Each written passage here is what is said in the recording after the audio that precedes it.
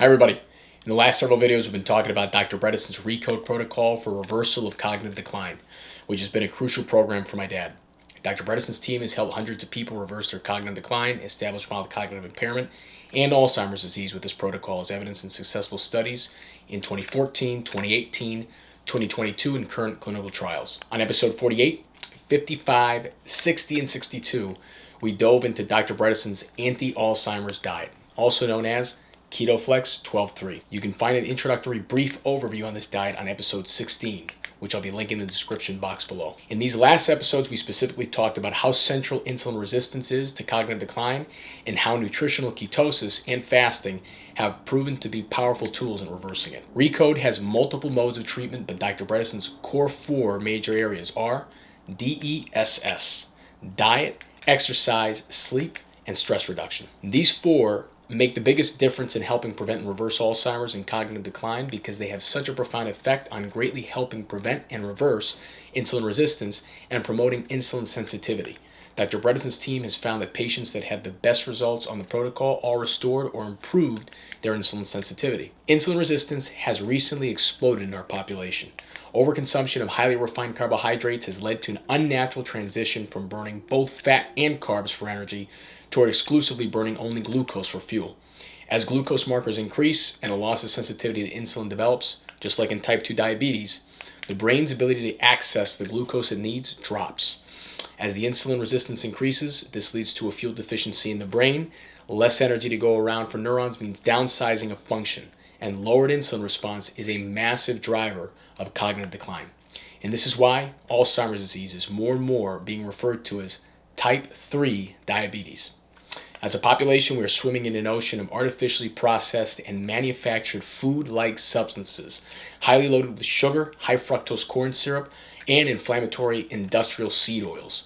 Insulin resistance is central to our chronic disease epidemic, including Alzheimer's. In response to this, Dr. Bredesen's team formulated a dietary program based on very good research that promoted insulin sensitivity, minimized inflammation, reduced obesity, improved cardiovascular status, helped optimize hormonal response, and thus improved cognition. Dr. Bredesen's anti-Alzheimer's diet, KetoFlex 12-3.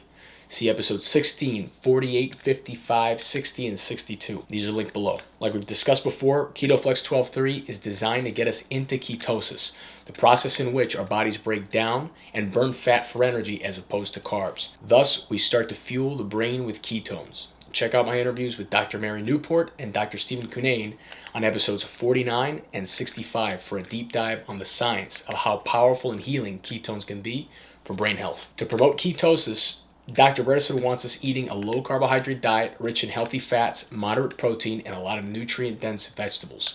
This switches our metabolisms from carb-burning and insulin-resistant to fat-burning and insulin-sensitive. So, in the first few steps of transition to this anti-Alzheimer's diet, Dr. Bredesen has had us start fasting 3 hours between dinner and bedtime, and then start fasting at least 12 hours between dinner and breakfast the following day. Then, we've removed all inflammatory foods from our diets and homes, the big four being sugar, simple carbohydrates, including ultra-processed foods, grains, and conventional dairy. See why on episode 62. Now, what can we eat?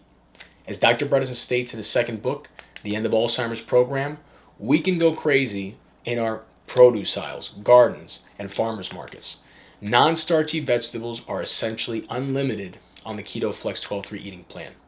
When it comes to carbohydrates, we can freely indulge on vegetables from every color of the rainbow, finding the most deeply pigmented and vibrant plants, as well as different varieties of greens and fragrant herbs. These all contain exceptionally high amounts of neuroprotective and healing compounds, phytonutrients, and antioxidants. Dr. Bredesen's top 5 neuroprotective plant categories are colored vegetables, leafy greens, cruciferous vegetables, fruits, legumes, and fungi, and herbs and spices. Dr. Bredesen's approved list all have a glycemic index of 35 or below and provide tons of fiber, making them excellent for blood sugar regulation. For reference, table sugar has a glycemic index of 100. Big difference. Colored vegetables. These are rich in carotenoids and flavonoids, both of which are powerfully anti-inflammatory and neuroprotective. Some of Dr. Bredesen's preferred ones are artichokes, asparagus, beets, carrots, celery, garlic, onions, leeks, seaweed, scallions, shallots, and fennel. Leafy greens. These engage in multiple neuroprotective mechanisms as they are high in folate and plant-based nitrates that help us produce nitric oxide, a potent vasodilator that promotes vascular health, naturally relaxing blood vessels, decreasing blood pressure, and increasing blood flow throughout the body, particularly benefiting our hearts and our brains. Some of Dr. Bredesen's preferred ones are arugula, beet greens, all lettuces including red, green, butter, Boston, and romaine, kale, spinach, Swiss chard, and watercress. Cruciferous vegetables. These are some of the most powerful and nutrient-dense plants on the planet. Their high sulfur content helps synthesize glutathione, our master antioxidant and detoxifier. They also contain several amino acids that provide the structural component of many tissues and hormones. Cruciferous vegetables are enormously helpful for their detoxifying effect, protecting us from oxidative damage and improving glucose metabolism. Some of the Dr. Bredesen's preferred ones are broccoli, Brussels sprouts, all cabbages including bok choy, Chinese, Napa, Savoy, red and green, cauliflower, collard greens, kohlrabi, and radish, fruits, legumes, and fungi. For reference, Dr. Bredesen calls any plant with seeds a fruit, and many of them are lower glycemic, rich in potassium, vitamins, and other minerals. Many of these are the delicious Mediterranean gems of any great salad.